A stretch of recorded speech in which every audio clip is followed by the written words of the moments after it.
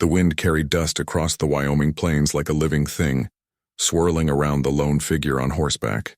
The late afternoon sun bled red through a veil of grit, painting the world in shades of sorrow and rust.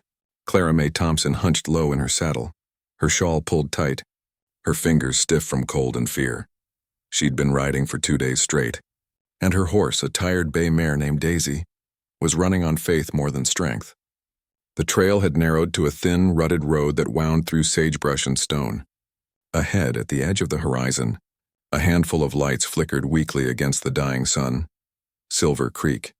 She'd heard of it in passing, one of those frontier towns that sprouted like weeds near the mines and the railroad, filled with men chasing gold and women chasing survival.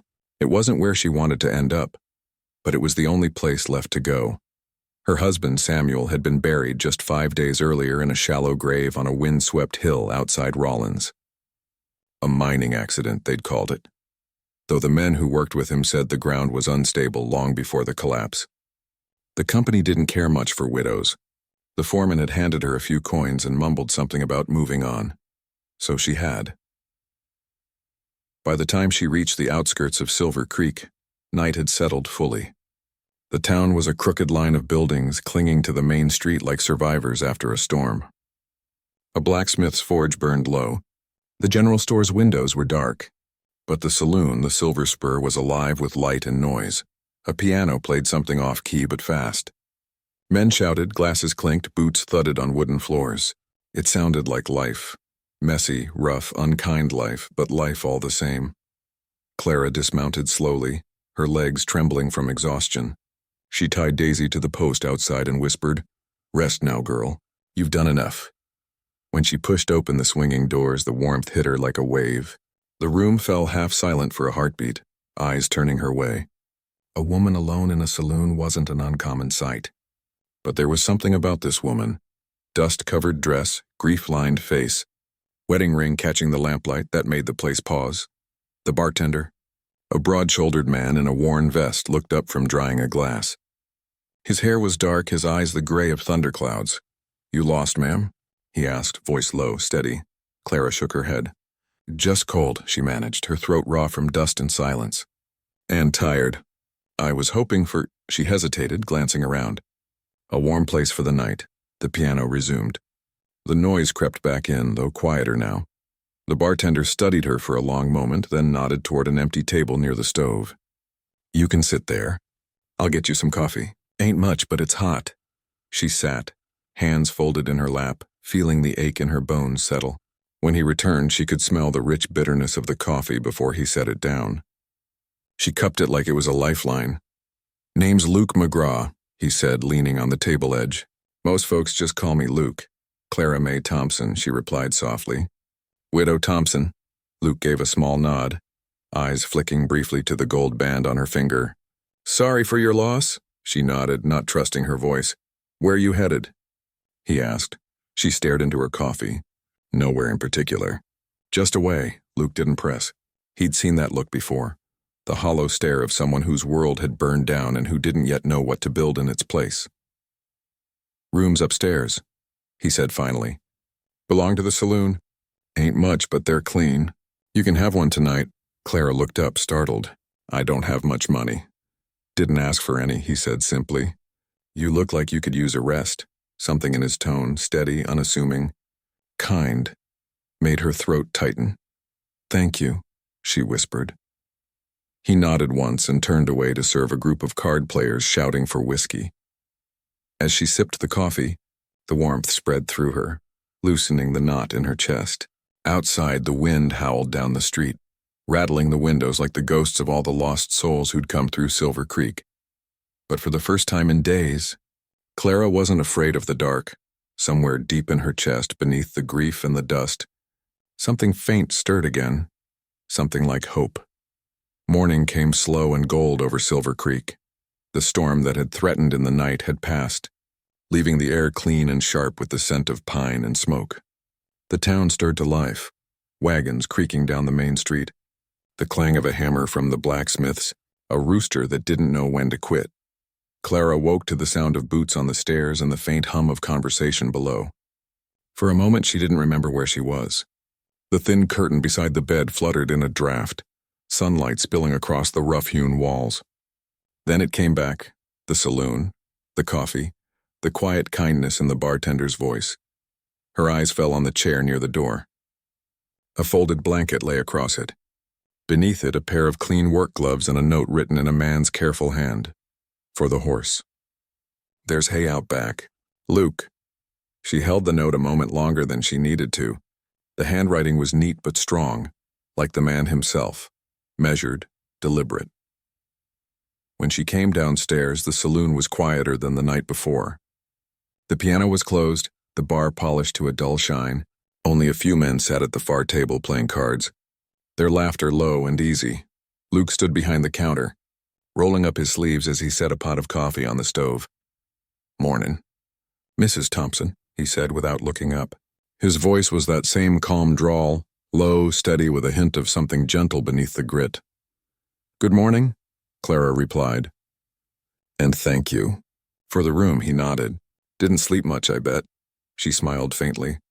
"Not used to beds that don't move." That made him glance up, and for the first time she caught the full color of his eyes. Not blue, not gray, but something between, the kind of color the sky gets just before a thunderstorm. Luke McGraw wasn't young anymore, though not old either. Maybe mid-30s. His face bore the marks of wind, sun, and long days on the range, but there was something kind about the lines there. The sort of kindness that doesn't come from ease but from endurance. He poured her a cup and leaned against the counter. "You said you were heading nowhere in particular," he said. "That's still true?" "I suppose it is," she answered quietly. "I don't have much choice." Luke's gaze lingered, steady but never prying. "Silver Creek's not much, but it's got work. Saloon could use someone who knows how to keep order. My cook ran off 2 months back." "You any good with a pan?" Clara blinked in surprise. "I can cook," she said, almost defensively. "Clean, too," he gave a half-smile. "Figured as much.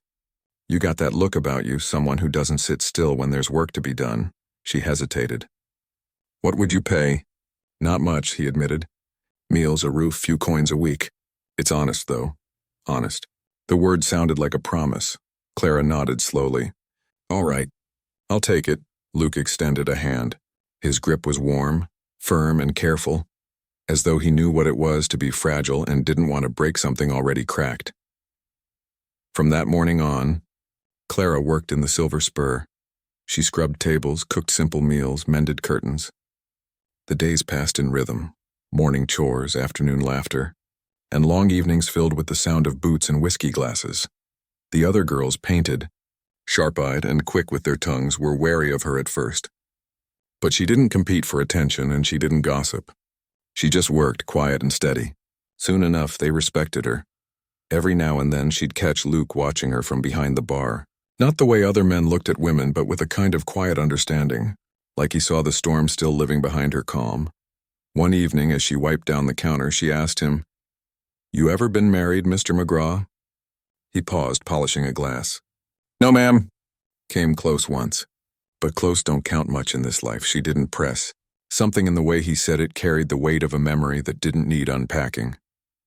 Later that night, when the last drunk stumbled out and the lamps burned low, Clara watched him lock up. He moved like a man used to solitude, efficient, unhurried, always aware of what might go wrong. He caught her gaze and gave a small nod toward the stairs. "Get some rest, Mrs. Thompson. Tomorrow'll be a long one." As she climbed the steps, she thought about those gray eyes and the quiet strength behind them. Luke McGraw was a mystery, one she hadn't meant to step into. But she already had, and somewhere deep inside, beneath her grief, a spark flickered again, dangerous and alive. By the third week, Silver Creek had learned the rhythm of seeing a widow behind the bar at the Silver Spur. Some of the men who came in for whiskey and cards still stared too long or spoke too rough, but one look from Luke McGraw usually fixed that. He didn't have to say much, just straighten up, cross his arms, and let silence do the talking. It was a quiet kind of power. The kind that came from a man who knew exactly what he was capable of and had no need to prove it. Clara learned that quickly. She'd come to know the saloon's heartbeat, the swing of the doors, the shuffle of boots, the laughter that built after a few rounds of whiskey. She cooked during the day and helped Luke at night, wiping the bar clean, fetching bottles, keeping the peace. One evening, as the sun went down behind the western ridge, Luke slid a bottle of amber whiskey across the bar to a ranch hand and nodded toward the back table. "Clyde Barrett's in tonight," he murmured under his breath to Clara. She followed his gaze. Barrett was a thick man with a beard trimmed too neat for honest work. He owned half the land around Silver Creek, or at least claimed to. He was the sort who smiled without warmth and laughed without joy. Tonight he sat with two of his men, drinking heavy and watching the room like a wolf scanning a herd. Clara didn't like the way his eyes landed on her. It wasn't curiosity, it was possession. Luke must have noticed because he said quietly, "Don't go near him. He's trouble that dresses like respect." She managed a small, polite nod. "I've met his kind before." "Then you know enough to stay clear." Hours passed. Barrett drank more than he should have and started showing his teeth. When Clara walked by to pick up empty glasses, he caught her wrist. "Now who might you be, sweetheart?" he drawled, breath thick with whiskey. "You're too pretty to be scrubbing tables." Luke was already moving before she could answer. His hand came down on Barrett's shoulder, firm but not yet forceful. "She works here," Luke said evenly. "That's all you need to know." Barrett's grin widened. "That so? Since when do widows find charity in saloons?" "Since I offered it," Luke said. Something cold flickered in Barrett's eyes. He let go of Clara's wrist but didn't look away. "You best remember, McGraw, ain't much in this town that don't fall under my say-so. Be a shame if you forgot that." Luke's jaw tightened. "Then it's a shame already." Barrett stood slowly, his chair scraping the floor. For a second, Clara thought he might draw a gun, but he only smiled again, meaner this time, and tipped his hat toward her. "Good whiskey," he said, his voice dripping with false charm. "Keep the bottle. We'll talk again soon." When he was gone, the saloon breathed again. Luke leaned against the counter, eyes still on the door. Clara rubbed her wrist absently. "You shouldn't have done that," she said softly. He looked at her. "You think I should have let him touch you?" "I think he's a man who holds grudges." Luke gave a small, humorless smile. "So am I." The rest of the night passed quiet. When the lamps were low and the last drunk was gone, Clara poured 2 glasses of whiskey and set one in front of Luke. He raised an eyebrow. "We celebrating something?" She shook her head. "Call it a thank you." He hesitated, then took a sip. "You don't owe me thanks. I don't take kindly to men who forget their manners." "Even so," she said, her voice steady but soft. "You stood up for me. Not many would." Luke set his glass down, studying her face in the flicker of lamplight. "You've been through worse than men like Barrett." "I can see it in your eyes." She didn't answer. "Tell me," he said quietly, "what's your plan, Clara? You planning to stay?" She met his gaze. "I don't know yet." "Then here's my offer," he said.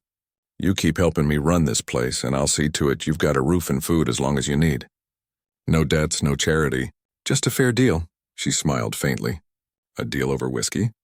Luke tipped his glass toward hers. "Best kind there is." Their glasses clinked softly, and for a moment, the saloon felt less like a refuge for lost souls and more like a beginning. Outside, wind stirred the dust down the street, carrying whispers of what was coming. But inside, for now, there was warmth and whiskey, and the quiet understanding of 2 people learning how to trust again. The days after Barrett's visit were quiet, but not the kind of quiet that brings peace. It was the kind that made Luke McGraw keep one hand near the rifle under the counter and his eyes on the street whenever the door swung open. Silver Creek looked the same as ever, wagons rattling by, dust in the air, miners spending their week's pay faster than they'd earned it. But underneath the noise, a chill ran through the town. Folks felt it. They always did when Clyde Barrett took offense to something. He owned the cattle yards, half the land, and most of the law. If a man crossed him, that man's luck usually ran dry soon after. Luke had crossed him. And Clara Mae Thompson, quiet. Graceful, stubborn Clara was the reason. That morning, Clara was sweeping the saloon porch when she noticed a shadow fall across the steps. Sheriff Dalton stood there, hat low, chewing a straw like a man working through a problem he didn't much care to have. "Mornin', Mrs. Thompson," he said, tipping his hat. "Luke around?" She nodded. "Inside." Luke appeared in the doorway a second later, drying his hands on a rag. "You got business here, Sheriff?" Dalton sighed. "Depends on how you define business." Barrett's been talking. "Claims you're harboring a woman who owes him money." Luke's jaw tightened. "That so?" Says her late husband took a loan from his outfit. Ain't been paid back. Clara froze, broom still in her hand. That's not true, she said, voice trembling but firm. My husband worked for Barrett. He didn't borrow a thing. He was owed wages when he died. Dalton scratched the back of his neck. You'll get no argument from me, ma'am. But Barrett don't see it that way. Told me to remind Luke here that debts can be collected one way or another. Luke stepped forward, his voice low. You tell Barrett if he sets foot in here again, he'll answer to me.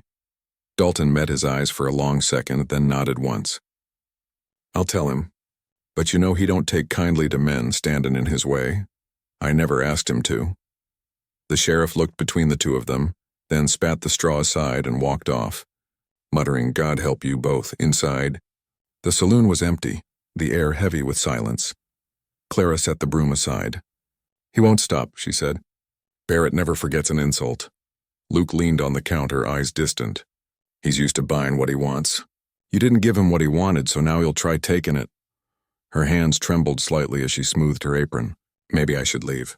Go on to another town before he makes more trouble for you. Luke shook his head. You walk out that door, he'll just follow. And this time you'll be on your own. She looked up at him. His steady eyes, his calm voice, that quiet strength that made her feel safer than she wanted to admit. Why do you care, Luke? You don't even know me. He hesitated. I know what it's like to lose everything. And I know what kind of men prey on people who already have. Clara swallowed hard, a knot rising in her throat. You can't fight every battle for everyone who's been hurt. Maybe not, he said softly. But I can fight this one. That evening, word spread through town like wildfire.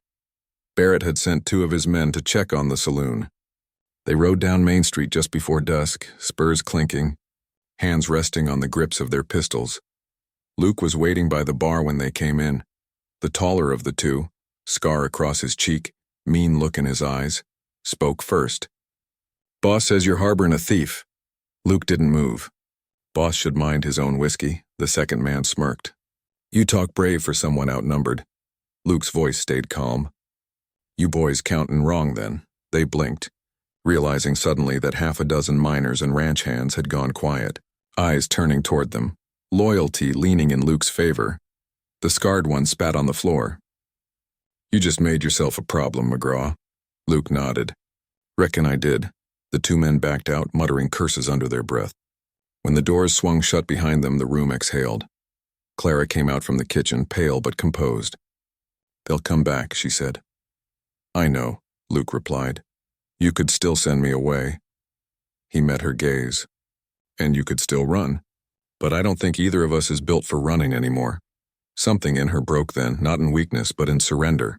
She walked to the counter, placed a hand on the worn wood between them, and whispered, Then I'll stay. Luke nodded once. Outside, thunder rolled low over the hills, the promise of a coming storm. And for the first time in years, Luke McGraw felt the weight of his revolver calling to him again. The storm came down from the mountains like a living thing, howling, merciless and wild. By sundown, the wind was strong enough to lift shingles from rooftops and send sand whipping through the main street like bullets. Most folks in Silver Creek barred their doors and prayed it would pass before morning. Inside the Silver Spur, the lamps flickered, casting gold and shadow across the walls. Clara pressed her palm against the glass window. The sky outside was black as coal, lightning crawling through the clouds like veins of fire. Luke was checking the shutters, tying them down against the wind. Ain't seen a storm hit this hard since the spring of '83, he muttered. Is it dangerous? Clara asked, raising her voice over the roar. He nodded. For folks in town, it's just wind and noise. Out by the ridge, though, trees will be coming down. Roofs, too, Clara frowned. What about your cabin? Won't it be worse out there? Luke hesitated, then gave a half-smile. She's sturdy. Built her myself. Still, I'd rather not test her tonight. A gust slammed against the saloon, rattling the doors. The piano strings hummed with the vibration. Luke turned toward her. Your room upstairs leaks, doesn't it? She nodded. A little. I can manage, he shook his head. No roof's too old. You'll be soaked through by midnight. What do you suggest? My cabin's got one dry bed, he said simply. You can take it. I'll stay by the stove, Clara blinked. I couldn't possibly. You could, he said gently, cutting her off. And you will.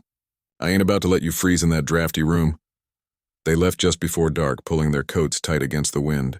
Luke led Daisy and his own horse through the mud, heads down, rain coming sideways. The cabin was a mile west, tucked against a line of pines near a slow frozen creek. By the time they reached it, both were soaked through. Luke pushed the door open, ushering her inside. Warmth hit her immediately, the faint smell of wood smoke and coffee grounds, the steady crackle of a fire still burning low. The cabin was small but well kept. A table with 2 chairs, a stove, shelves lined with tins and old books. Against the far wall sat a narrow bed covered with a wool blanket. Luke shut the door behind them, shaking off his hat. "Ain't much, but it'll keep the storm out." "It's lovely," she said softly. He set another log on the fire, the glow lighting his face. His hair was damp, a few dark strands falling across his forehead. There was something steady about the way he moved, efficient, calm, like a man who'd learned to survive by making do. "Sit by the fire," he said. "You'll warm faster that way." She did as told, holding her hands near the flames. The heat seeped into her fingers, the scent of smoke and pine filling the room. Luke poured water into a pot. "You hungry?" "Got beans and cornbread." "I'm fine," she said. "You've done enough." He gave a small shrug. "You're under my roof. That makes you my responsibility." Something in her chest tightened. "You make it sound like an obligation." He looked over his shoulder. "Maybe it started that way." He paused, then added quietly, "Doesn't feel like one anymore." Their eyes met, the fire between them crackling loud in the silence. Later, when the rain beat against the roof like 1,000 horses' hooves, Luke handed her a dry shirt from a chest. "It'll be big on you," he said, "but better than wet clothes." She turned away as she changed behind the screen near the corner, her hands trembling slightly, not from cold, but from something she couldn't name. The shirt hung loose, brushing her knees. She caught her reflection in the small mirror above the wash basin and hardly recognized the woman there, hair down, eyes soft, face touched by lamplight instead of grief. When she stepped out, Luke was sitting by the fire, boots off, one knee bent, staring into the flames. He didn't look up when he spoke. "Bed's yours," he said. "I'll take the chair." "There's room enough for 2, she blurted before she could stop herself. Then quickly, "I didn't mean—" He looked up, meeting her gaze with quiet understanding. "I know what you meant," he said. "But some lines don't need crossin', not tonight." She nodded. "Cheeks warm. Good night, Luke." "Night, Clara," as the storm raged outside. She lay in the narrow bed, listening to the fire crackle and his slow, steady breathing from the chair. For the first time in months, she felt safe, not because the world had changed, but because someone had chosen to stand between her and the storm. Sleep came soft and deep, carrying her into dreams where the thunder was far away and the morning light was waiting. Morning came quietly. The storm had broken sometime before dawn, leaving behind a stillness so complete that even the creek outside seemed to hold its breath. Clara woke to the faint crackle of the fire and the smell of coffee. For a moment she didn't move, just lay there beneath the heavy wool blanket, staring at the ceiling beams. It had been so long since she'd felt the kind of safety that allowed sleep to come deep and dreamless. Luke was by the stove, moving with the easy rhythm of a man who'd already been up for hours. He glanced over his shoulder when he heard her stir. "Coffee's ready," he said simply. She sat up, pulling the blanket closer around her shoulders. Her hair, unpinned, fell loose down her back. "You make a habit of being up before the sun?" "Old habits die slow," he said. "Ranch work'll train you that way." He poured her a cup and handed it to her. His hands were rough, the nails clean but scarred, and when their fingers brushed, a strange quiet passed between them, like 2 people who'd both been carrying heavy things and suddenly realized they weren't alone. Clara took a sip. It was strong, bitter but good. "You live out here by yourself?" "Been a while now." He pulled up a chair, sitting opposite her. "Built this place after I quit the trail. Thought a man ought to have somewhere that didn't move under him." She smiled faintly. "You talk like you've been running most your life." He looked into his coffee, the lines around his mouth deepening. "Maybe I have." The silence stretched, soft but full of meaning. Then slowly he said, "You ever hear of the McGraw-Holt shootout?" Clara frowned. "No, should I have?" He shrugged. "Wasn't much to brag on. Just a bad night in Abilene. Holt was a ranch boss with more whiskey than sense.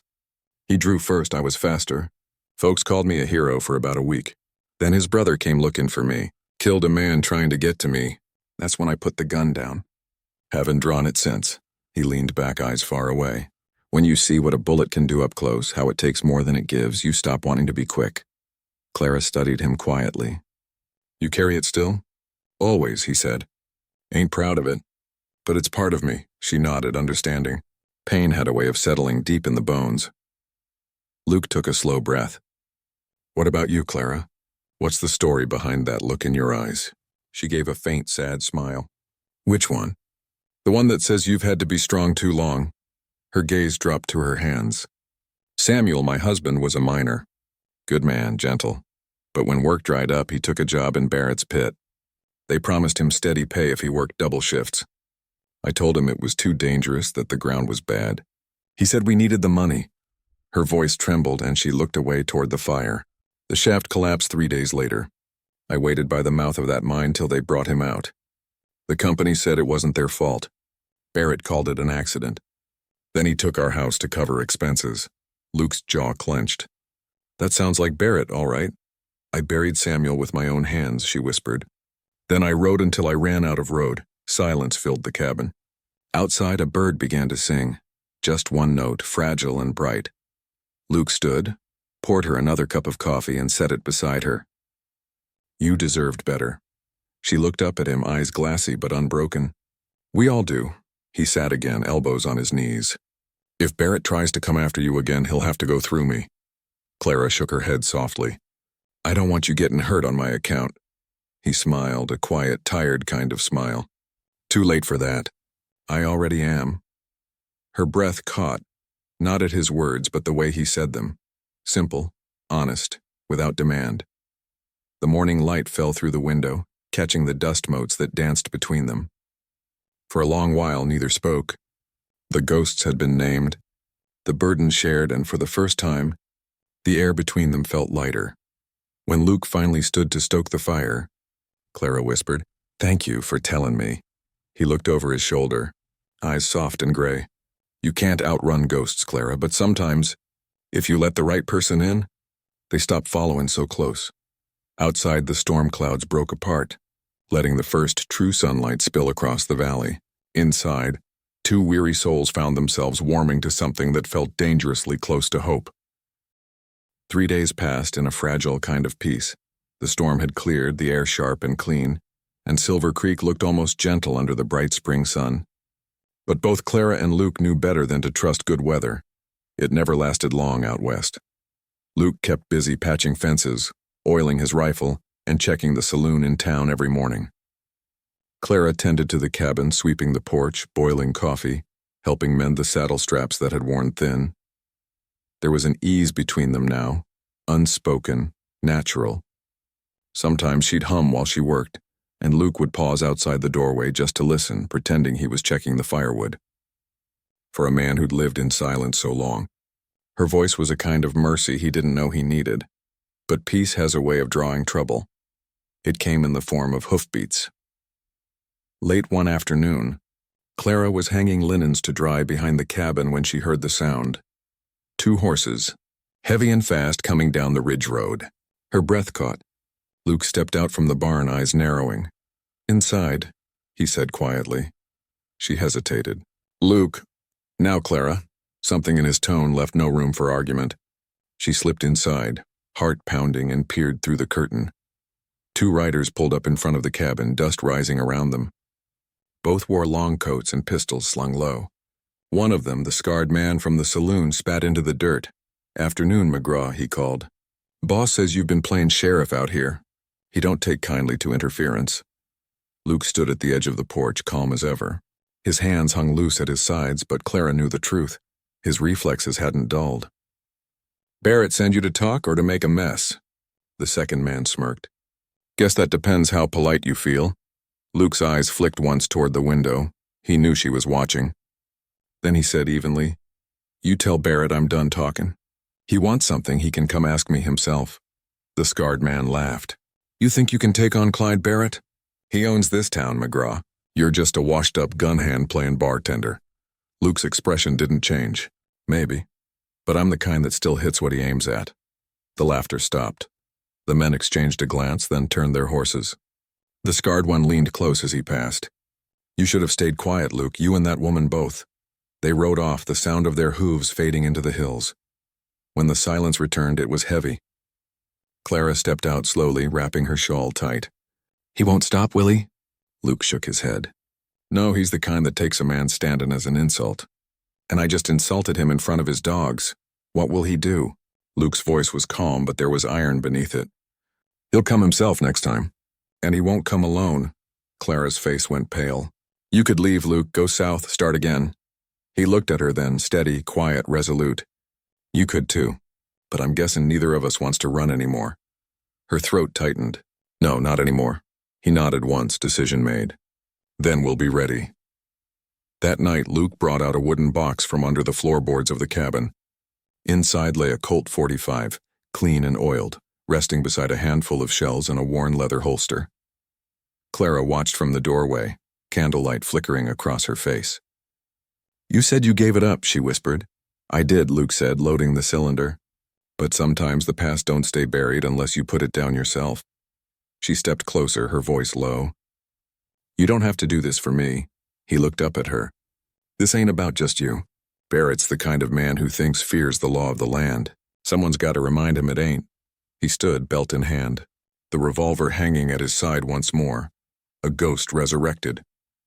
Clara's breath caught at the sight of him, not out of fear, but because she suddenly understood.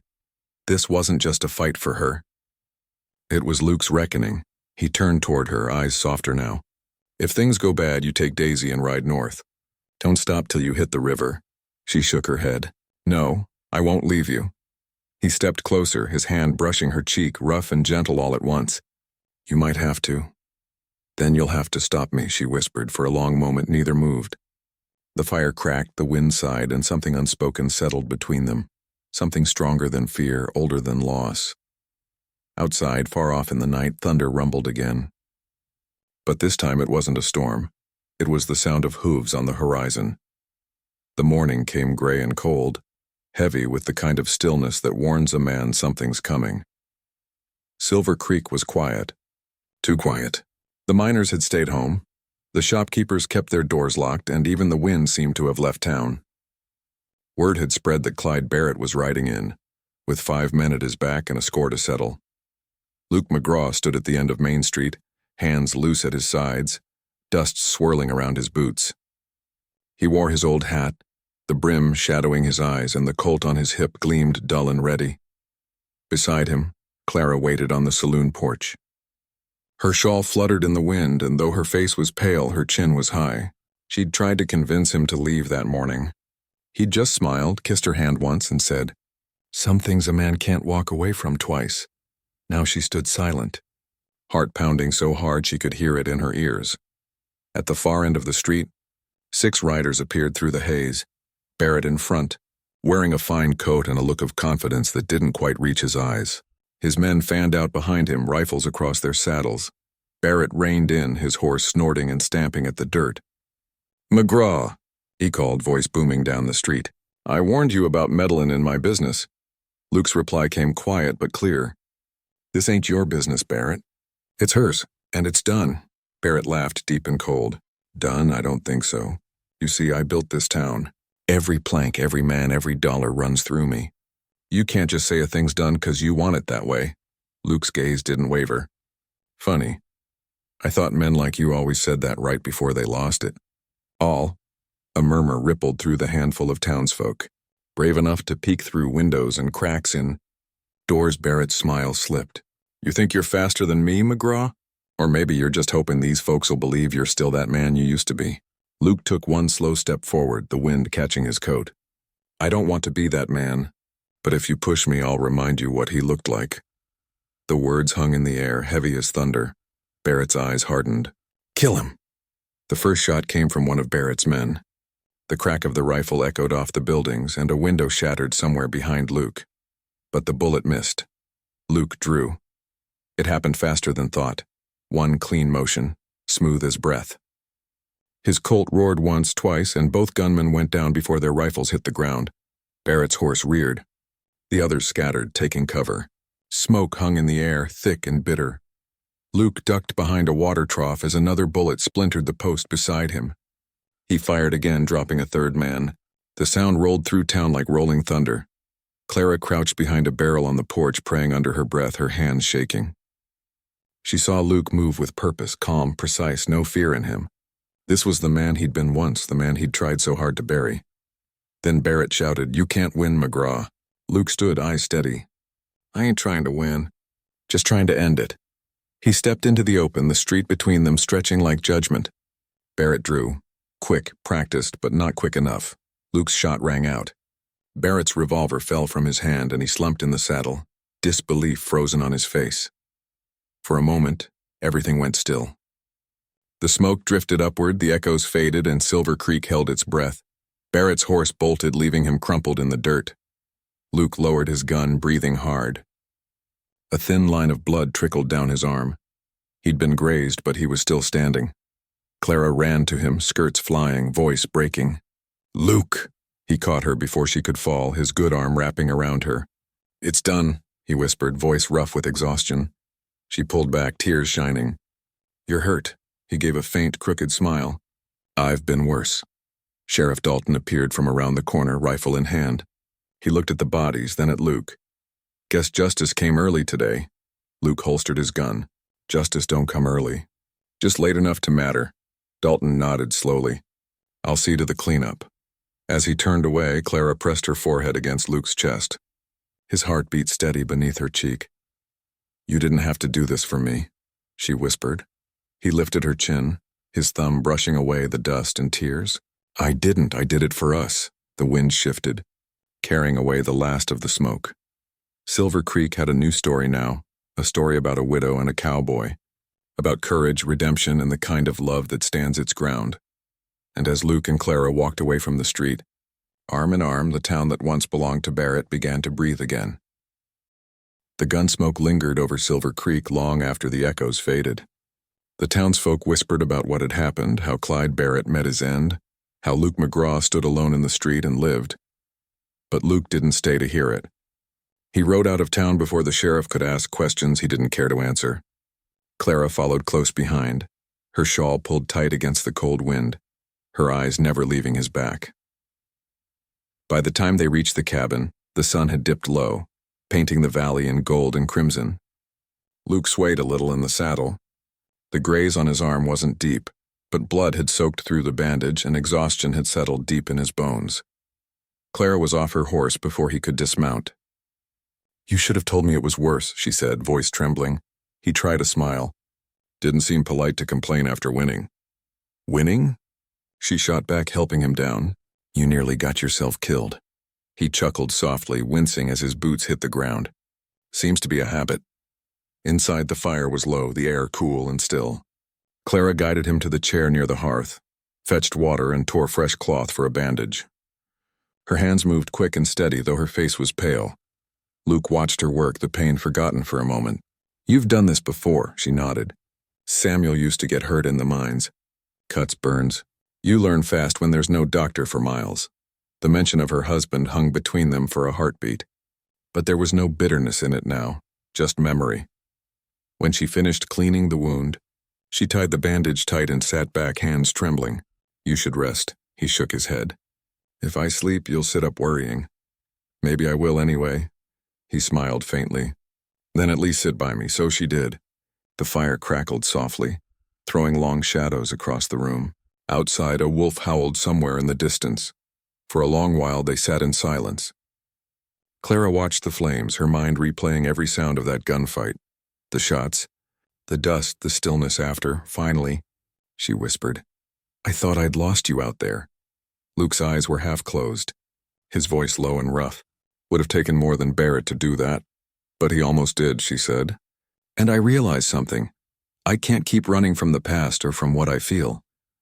He looked at her then, fully awake now, the firelight flickering in his gray eyes. "What do you feel, Clara?"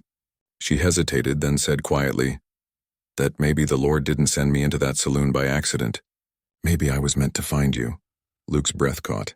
He reached out, his rough fingers brushing the back of her hand. "You saved me, you know. I was half dead long before Barrett showed up. Her eyes softened. And now? He gave a faint, tired smile. Now I think I want to live again. She leaned closer, resting her head against his shoulder. Then you'd better start with healing. He chuckled, the sound low and warm. Bossy. Someone has to be, she said, smiling through her tears. The wind outside rattled the shutters, but the little cabin held steady, a small island of light and warmth in the vast dark. As the fire burned lower, Luke drifted into sleep, his hand still resting in hers. Clara watched him, her heart swelling with something she hadn't felt in a long time. Peace. She thought of Samuel, of the pain and loss she'd carried for so long, and for the first time the memory didn't break her. It simply was. A chapter finished. When the dawn came, pink and soft over the hills, Luke stirred. He found her still beside him, half asleep in the chair. He smiled, voice hoarse. You stayed. She blinked awake, returning the smile. Told you I would. Clara, he said quietly. When this arm heals, I want to rebuild the porch. Maybe fix that fence. Might even get some chickens, she laughed, light and genuine. You planning on staying, Cowboy? He met her eyes. If you'll have me. She leaned forward, pressing a gentle kiss to his brow. You already know the answer. Outside, the sun climbed higher, spilling gold across the valley. For the first time in years, the land around Silver Creek felt alive again, like something broken was finally learning how to mend. And in the quiet heart of that cabin, a widow and a cowboy began the slow, steady work of building a life worth keeping. Spring rolled into summer before either of them realized it. The hills around Silver Creek turned green again, the river ran full, and the cabin that once stood lonely on the ridge now looked lived in, alive. Luke's arm healed slower than he liked, but Clara didn't mind. It gave her an excuse to fuss over him, and it gave him a reason to stay close. Each day found them working side by side, mending fences, tending the small garden she planted, fixing the porch that had nearly fallen through. By June, the porch was strong enough to hold a rocking chair, her chair, and a small table where she liked to set her teacup in the evenings. Luke built her that table himself out of scrap pine from the barn, and every time she ran her hand over the smooth wood, she felt a strange, quiet pride. Life had a way of softening its edges once the fighting stopped. The folks in town slowly stopped whispering about the widow and the gunslinger. They nodded now when Luke came by for supplies, and Clara was greeted with kindness wherever she went. Even Sheriff Dalton stopped by once to drop off a sack of flour and say, "Town's better with you two around." But their peace wasn't about what others thought, it was about what they were becoming. One evening, as the sun melted behind the ridge, Clara stood on the porch watching the sky turn orange and pink. Luke came out from the barn, wiping his hands on a rag, his shirt rolled at the sleeves. He stopped beside her. "You've been awful quiet," he said. She smiled faintly. "Just thinking. Dangerous habit? Maybe, but a pleasant one." He leaned on the railing beside her. "What about?" She looked at the horizon. "How things change. A year ago I thought my life was over. I was angry, scared, just trying to survive. Then I walked into that saloon." He chuckled softly. "Guess I should be grateful you did." She turned to him, her voice low and warm. "You should be. I saved your life, remember?" His smile deepened. "More than once." For a moment, the only sound was the wind moving through the grass and the creek murmuring below. Then Luke said, "Clara, I've been thinking too." "That so?" He nodded. "I figure a man ought to build something that lasts, not just a roof or a fence, but a life. I spent too many years running from ghosts." "You taught me to stop." She felt her throat tighten. "What are you saying, Luke?" He reached into his pocket and pulled out a small band. Silver, simple, worn from time. "This was my mother's. She wore it till the day she died. Thought maybe you should have it." Her breath caught. "Luke." He stepped closer, voice low and steady. "I ain't got much to offer, Clara. Just this place, these hands, and a promise. I'll spend the rest of my days making sure you never have to run again." Tears blurred her vision. She took the ring, her fingers trembling. "You already kept that promise, Luke." He smiled, that slow, crooked smile she'd come to love. "Still, I'd like to make it official." She laughed softly through her tears. "Well then, Cowboy, I reckon I'll have to say yes." The sun dipped below the hills and the valley filled with a golden hush. He drew her close, and the kiss they shared was slow and certain, like two souls who'd already weathered every storm and finally found calm. When they pulled apart, she whispered, "You think folks in town will talk?" "They might," he said, "but I don't care much what they say, long as they don't show up uninvited for supper." She smiled, resting her head against his chest. "You're a hard man to argue with. That's why you're perfect for me. You argue anyway." They stayed like that until the stars came out, the porch creaking beneath them, the air smelling of pine and summer dust. Inside, the fire burned low, casting a warm light across the walls. There were 2 cups on the table, 2 blankets by the hearth, 2 hearts that had finally stopped running. In the years to come, folks would tell the story of Silver Creek, the widow who walked into a saloon and changed the life of a broken cowboy. Some said they saw Luke and Clara riding together at dawn, checking fences, laughing like they'd been born for that land. Others swore you could still hear her singing from the porch when the wind blew down from the hills. But for the ones who really knew them, it wasn't a legend, it was just love.